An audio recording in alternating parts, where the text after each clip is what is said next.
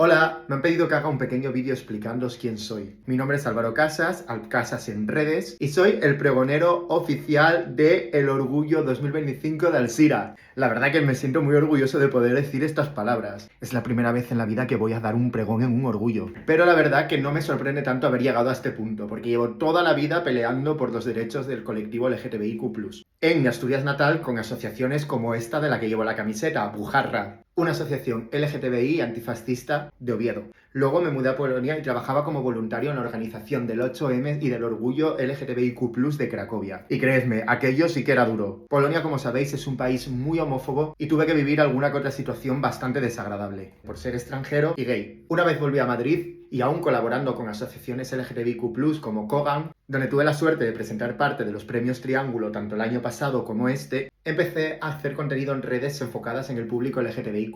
Por un lado, haciendo unos vídeos principalmente enfocados en las relaciones entre chicos gays y bisexuales que se llaman El Diario de un Marica. En estos vídeos hablo en tono de humor y sátira sobre las peculiaridades de las relaciones entre chicos. También tengo un podcast que está acabando ahora su segundo año con 39 capítulos emitidos. Se llama La Pastilla Gay y es un podcast sobre cultura y derechos LGTBIQ+. Por él han pasado drag queens como Samantha Valentine o Estrella Extravaganza, políticos como Víctor Gutiérrez o Carla Antonelli, influencers como Tigrillo, y acumula más de 10.000 horas de visualizaciones en YouTube. Poder difundir cada día nuestro arte, nuestra cultura, nuestra existencia en las redes sociales es algo que me motiva cada día. Hace poco me escribió un chico de Valencia que yo le motivaba para ser él mismo con sus amigos y con su familia. Es algo que a mí me hubiese gustado tener cuando crecía. Y creo que la única razón y el único motivo de hacer arte y de comunicar es poder mandar mensajes que mejoren la sociedad. Por eso, cuando desde Gailes me contactaron para dar el pregón del Orgullo 2025 de Alzira, no me pude sentir más orgulloso. Para mí es todo un honor.